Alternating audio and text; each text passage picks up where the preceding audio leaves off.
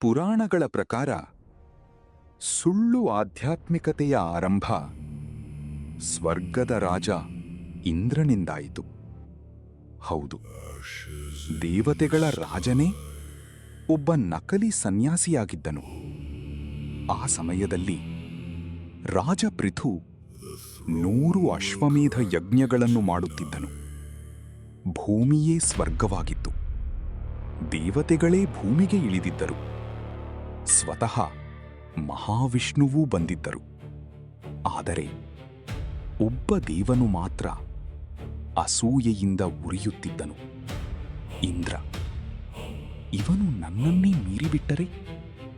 ಈ ಭಯ ಇಂದ್ರನನ್ನು ಅಧರ್ಮದ ದಾರಿಗೆ ತಳ್ಳಿತು.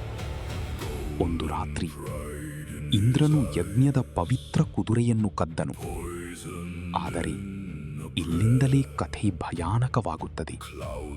ತನ್ನ ಅಪರಾಧವನ್ನು ಮರೆಮಾಡಲು ಇಂದ್ರನು ಒಬ್ಬ ಪವಿತ್ರ ಸನ್ಯಾಸಿಯ ವೇಷ ಧರಿಸಿದನು.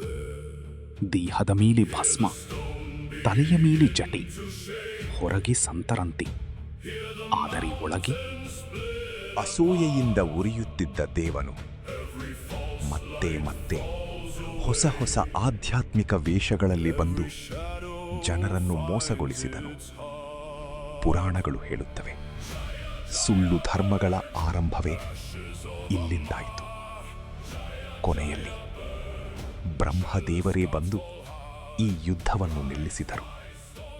ಏಕೆಂದರೆ ನಿಜವಾದ ಧರ್ಮ ವೇಷದಲ್ಲಿಲ್ಲ, ಹೃದಯದಲ್ಲಿದೆ.